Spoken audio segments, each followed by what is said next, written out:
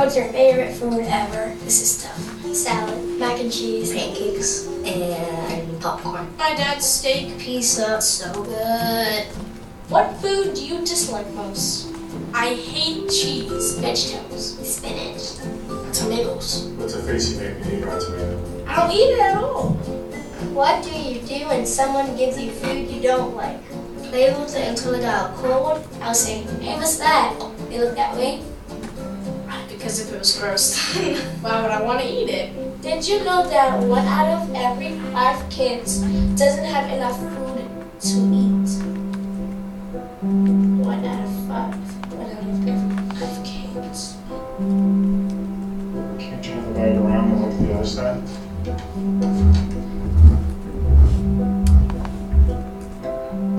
Oh. I didn't know it was in America. I don't know what to say to that.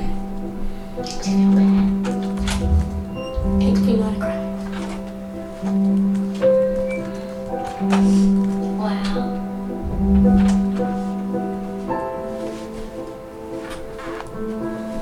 That's a lot of kids. It's kind of unfair because some people have too much stuff and some people have too little. For me, I always get to eat lunch. And if that's a meal that I'm missing, I would feel very disappointed. It makes me feel like, what are we going to do to fix it?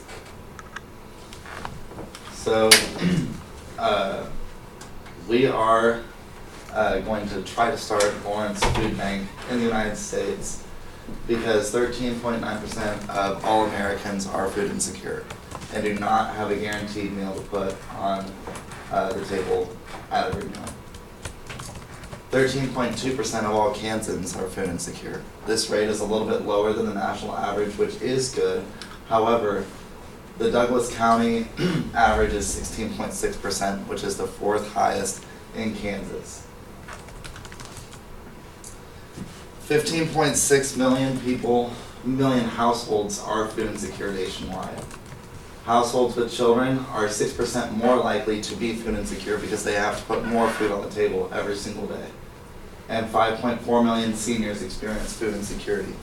All of these statistics have come from Feeding America's website, from the Kansas Hunger and Poverty Statistics Sheet, or the Hunger Fact Sheet.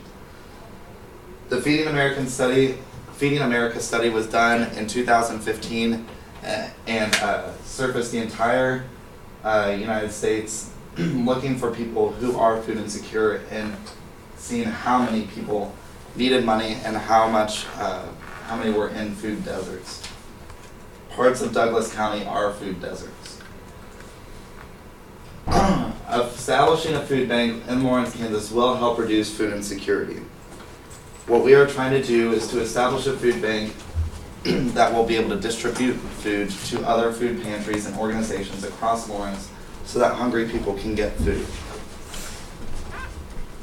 We are going to investigate the problem of food insecurity and identify the possible solutions to it, analyze the health concerns that come with food insecurity and how they affect every family that is food insecure, discuss the benefit of a food bank, and evaluate the benefits of partnerships in Lawrence. And now Barrett is going to talk about the problem of food insecurity. So food insecurity is defined as at some point throughout the year, a household or an individual is struggling to find food due to a lack of money or resources, and this is according to the American Psychological Association. Food insecurity affects individuals, families, and people all around the world who are hungry and are homeless. 16% of Douglas County is homeless, which equates to about 1 in every 9 people, and this is according to Feeding America as well. While we do have a food bank in Lawrence, it's very inefficient and ineffective, and we know that this is true due to the fact that Douglas County is still the 4th highest food insecurity rate in the entire state of Kansas. So this is clearly a problem that needs to be addressed and is one that can be addressed with a new food bank. The food insecurity is a major problem that families and individuals are facing, especially families and individuals with low income. In the U.S., low-income households are more likely to be food insecure, according to a Johns Hopkins study. This shows that there's a direct correlation to having families with low wages and unemployment and families who are insecure, food insecure, and who are hungry. This leads to families stressing financially with trying to pay medical bills, trying to get kids to school, and getting them resources that they'll need so they can be successful in life. And then with these problems with priorities, families don't know which bill they need to pay, how they're going to get food on the table, and this really becomes a stress onto the entire family as a whole.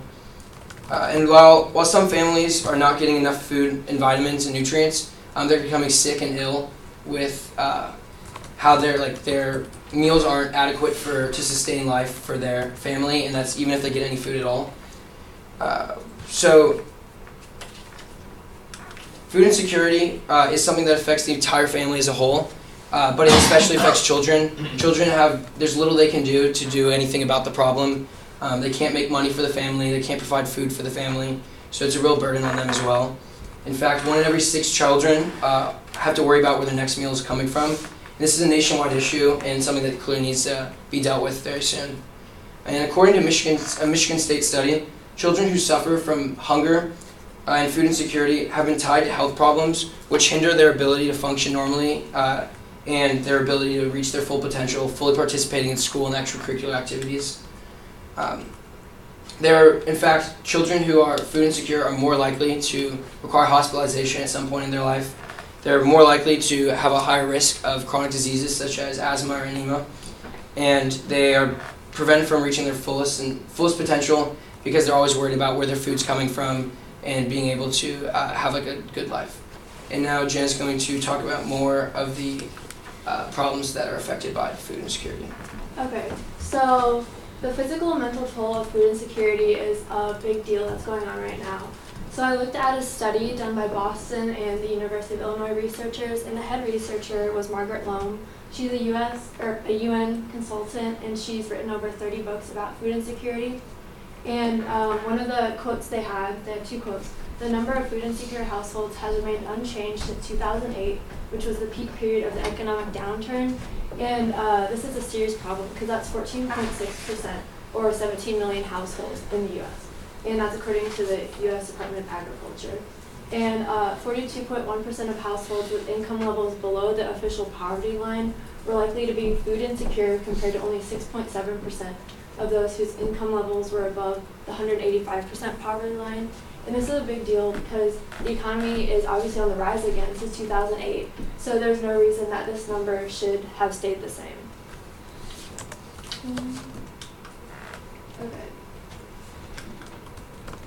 So physical health problems are a big deal because whenever you are food insecure, you obviously don't have money to buy, healthy foods. Vegetables are really expensive now. So they resort to cheap foods that are high in sodium, such as ramen, or processed foods and microwave meals. And some physical issues that arise can be heart disease, high blood pressure, and weakened immune system due to not getting the nutrients that your body needs to run effectively. And according to the same researchers that I talked about earlier, foods that have high levels of fructose, sugar, trans fat, or saturated fat, and refined grain, although they are a cheaper alternative, they often have poor nutritional quality, which is pretty obvious, but it's a serious problem because when they have nothing else to buy high quality, they're obviously going to eat the low quality food. So ProMedica is a health company. They're a nonprofit healthcare company, and they work on innovation and overcoming problems such as food insecurity. And they did a study of 3,500 low-income men and women, and they came to the conclusion that it does lead to depression, and depression isn't where it ends because that can lead to eating disorders or even suicide if it gets bad enough. So this is a serious problem, not only physically but mentally on humans who are food insecure, and this definitely needs to be addressed. So now JT is going to talk more about the stress that comes along with food insecurity. So every day, most of us go through a period of stress, and sometimes it's very minimal, sometimes it's extreme. In most cases, we don't have to stress about whether we're going to eat or not, but those people that do have that added stress to their everyday lives. So they're not only dealing with work or school, their family, but they're now dealing with the fact that they might not be able to provide for their family. Poverty and food insecurity go hand in hand. People borrow money to buy food as a short-term fix. Sometimes they won't pay their rent, sometimes they won't pay their utilities, and they'll buy food instead. Thus, going into the next part of the cycle, this puts them in a vulnerable position. Vulnerability leads to unnecessary stress, and this stress causes a poor home environment. This cycle is recurring in most families that are food insecure, because at one point they might account for all their bills, they might account for all the food that they need, but the likelihood of them falling back into the cycle is great. So Daniel Maxwell writes about the permanent indebtedness and vulnerability of food insecurity, and states that this stress is a cyclical cycle and affects many families across the country. And the poor home environment can spill over into the workplace, as he also states. Muwafaq Al-Akabizi relates stress to poor performance in the workplace or in school. Poor grades in school directly relate to how likely a person is to getting a well-paid job, and poor performance in the workplace turns a lower wage. Both of these things directly relate to the amount of stress that people experience every day, and more so in the case of people who are food insecure. The study that was done by Muwafaq related that people who experience this higher rate of stress are also more likely to live younger, and also do not, their family life is not as good as it could be. So poor people tend to stay poor. While some countries, cultures, states, and even cities have experienced economic growth, especially since 2008, the proportion of those that live below the poverty line has not fallen much, if at all. And this poverty line directly relates to those people that are food insecure. Not everyone that is impoverished is food insecure, but as Jana stated earlier, a high percentage of them are. This study was done by Michael Lipton in his book, Why Poor People Stay Poor. And in his book, he quoted, "Poor people stay poor, get poor, and eventually either go above or below the poverty line." Most of the time, it's tending to stay below, if not get worse.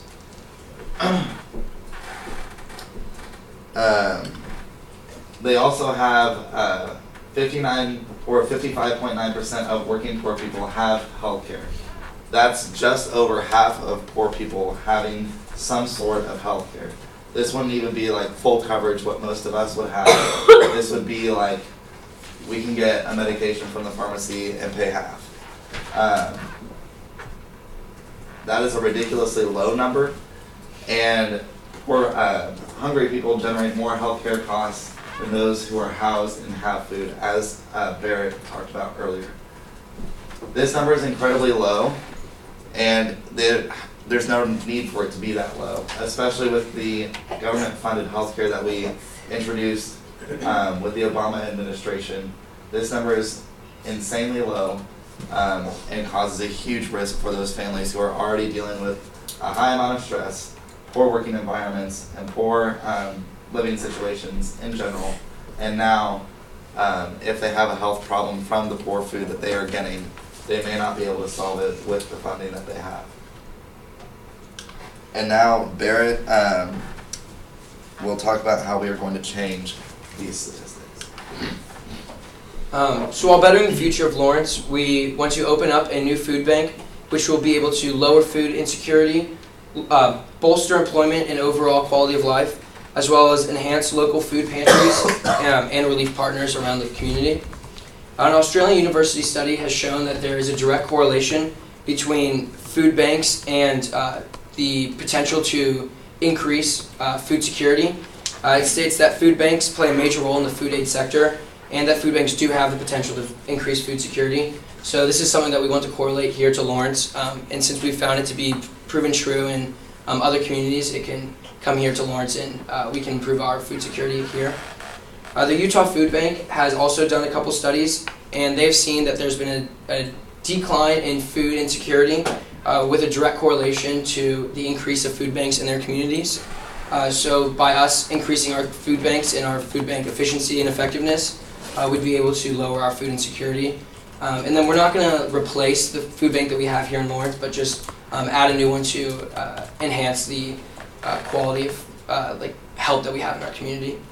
And while there's a variety of factors that influence how food banks, how successful they are, one of the most important things that all food banks have in common is that they rely on resources, partners, and funding from donors and volunteers. And Jane will go into more of that and how we're going to do that in our community.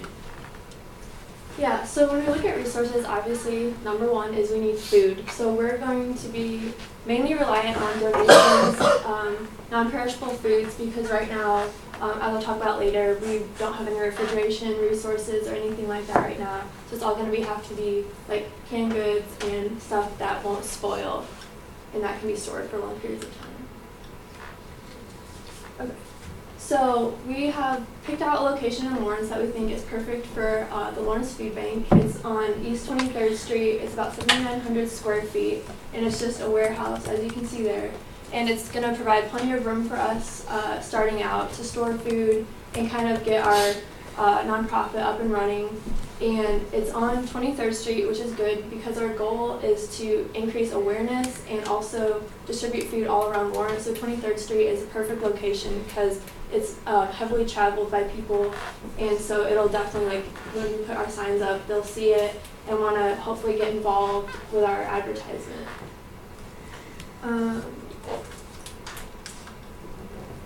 So the monthly lease from the owner is at $5,800 a month, but after negotiations with the owner, he has decided to cut it over half to $2,500 a month because he wants to help out the nonprofit cause that we're working towards, and he feels that this is a great spot for us to start this, so he's definitely on board to help us with that.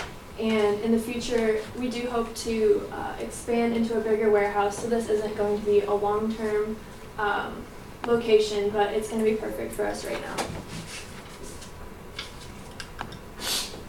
So distribution, obviously starting out, we're not going to have trucks and suppliers, like semis and stuff like that, to distribute our food all around Lawrence. So that's definitely an investment we hope to make in the future. The cost of a typical box truck is $25,000 to $45,000, which is not in our price range at all right now. But when we look to the future, this is something by saving lease every month, we hope to also save up money, the money that we could have been spending on that, to purchase things like this in the future. And also we'll rely on volunteers to distribute food, maybe in their own cars, and also just manpower to get things where they have to be for right now. So in the future, obviously, as I talked about, we hope to expand into a larger warehouse and distribute more, and maybe even set up another location around Lawrence to have more even distribution. And we also hope to add refrigeration to our location. The typical cost is $150 to $175 per square foot for that, or walk-in freezers are $3,100. But also we have to calculate the energy of that, and that's definitely a big purchase and investment that we hope to make in the future to be able to accept all types of food and distribute them to the Lawrence community. So in the future, also along with our resources, we hope to grow our partnerships in the Lawrence community, and GT is going to talk more about that.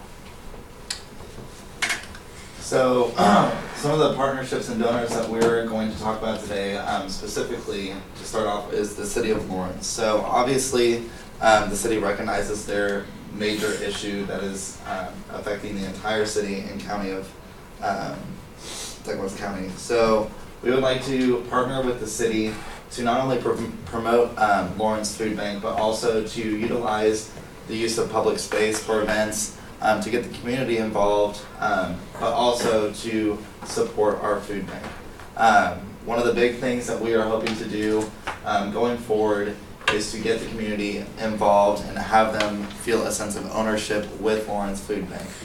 Because if they feel a sense of ownership with us, they're going to spend more time with us and also feel more invested in their community and in Lawrence Food Bank and benefiting those who are in need. The next primary partnership and donor is philanthropies. One of the biggest one in Lawrence is Greek Life. Every sorority and fraternity has a philanthropy that they donate to and volunteer for.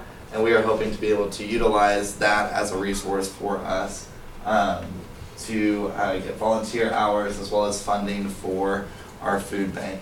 Another big part of the philanthropies is there are corporations that are designed to benefit food banks and organizations that help hungry people and poor people. For instance, if we partnered with Feeding America, we would be tied to one of the biggest food banks in the world, and we would get resources from Feeding America, as well as we would be aided if there was a disaster in Lawrence, or we would aid if there was a disaster elsewhere. One really cool aspect of Feeding America is that if somebody has, like if Harvesters in Kansas City had excess food, they could donate it to us, and it would be free of cost and everything, but there's no point in letting that food go to waste, so that's what Feeding America helps solve. Partnering with KU. Another big thing is we would love to do some food drives with KU. I know it's hard for a lot of students to afford extra food because most of us we're college students. But one of the big things that we would also like to do is partnering with stores, so at checkout you could donate $1 or donate a can to Lawrence Food Bank, specifically with Dillon's and Hy-Vee, where there's a lot of high traffic as far as food purchases are concerned. Another part of KU that we would like to utilize is events and publicity. We would love to be a part of KU Athletics and sponsoring, having them sponsor us and doing activities with them, as well as partnering with KU Fights Hunger.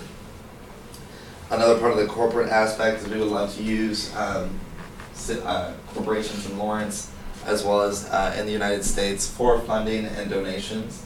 There are a lot, like Panera donates all their food at the end of the day, and other companies do the same thing. So we would like to utilize those aspects of Lawrence as well. Probably one of the biggest donors are families, and we would love to get involved, like I said, with the city, and getting them involved and volunteering with us and getting to know Lawrence Food Bank.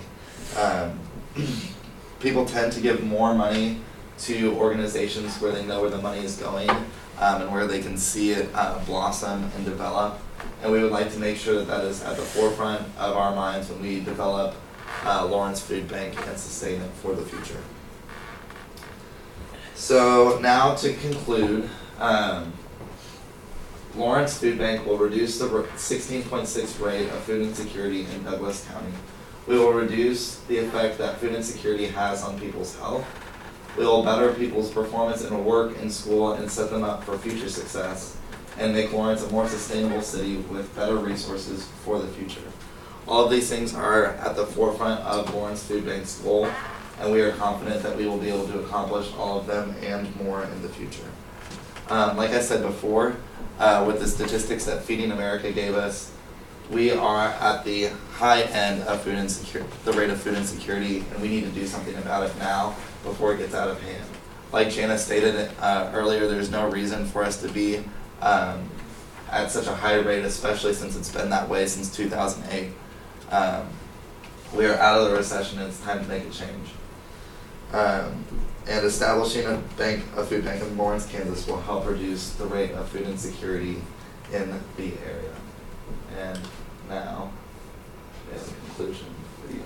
What is something we can do to help fight hunger together?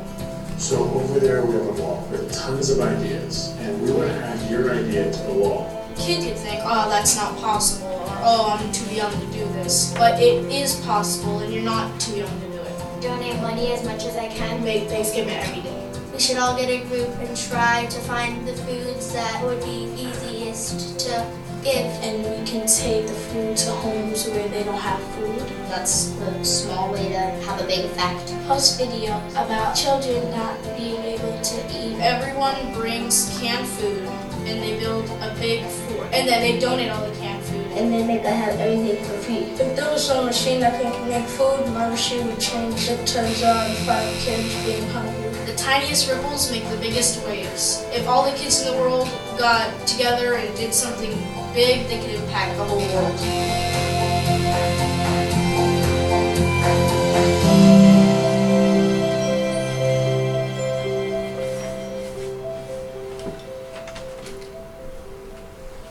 Thank you. Anybody have any questions for this group?